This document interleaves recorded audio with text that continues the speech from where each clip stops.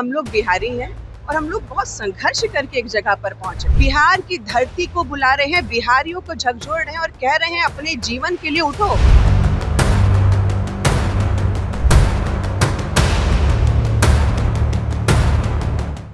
नमस्कार दोस्तों, बिहार की राजनीति में एक नया चेहरा, एक नया जोश और एक नई चेतना उभर कर सामने आई है। चेतना झा समस्तीपुर की धरती से चुनाव लड़ने जा रही हैं। ये महिला जो प्रशांत किशोर के मिशन जन सुराज का बड़ा चेहरा बन चुकी है।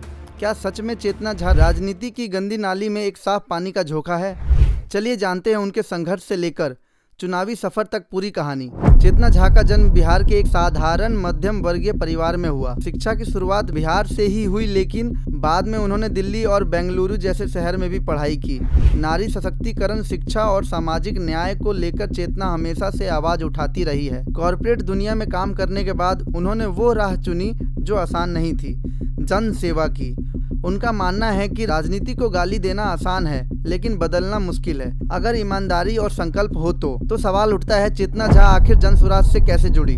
जब प्रशांत किशोर ने बिहार में जन सुराज यात्रा शुरू की तो चेतना उन हजारों युवाओं में से एक थी जो बिहार को बदलना चाहती थी, नारे नहीं, काम से। चेतना ने न सिर्फ जन सुराज यात्रा में हिस्सा लिया, बल्कि खुद गांव-गांव जाकर लोगों की समस्याएं सुनी। शिक्षा, स्वास्थ्य और रोजगार को लेकर उनका एजेंडा क्लियर है।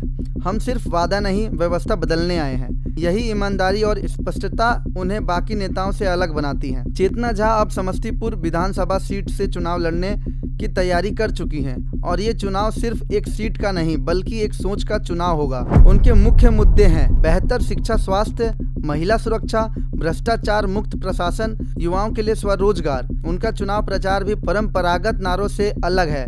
ना ढोल, ना डीजे, बस साफ बातें, घर घर संपर्क और जनता से खुली बातचीत। वो कहती हैं, जो जनता को समझे बिना वादा करे वो नेता नहीं, धोखा है। अब बात करते हैं जनता की। क्या समस्तीपुर की जनता चेतना को स्वीकार कर रही है? महिलाएं कह रही है, पहली बार कोई बहन हमारी बात समझ रही है। युवा कह रहे हैं, राजनीति में अब सोच बदलनी चाहिए। बुजुर्गों को लग रहा है ये लड़की सच में कुछ नया कर सकती है। चुनावी पंडितों के मुताबिक चेतना इसी तरह जनता से जुड़ती रही तो आने वाले चुनाव में वो गंभीर चुनौती पेश कर सकती है, और अगर उन्होंने जीत हासिल की तो ये बिहार की राजनीति के लिए एक बड़ी सीख होगी।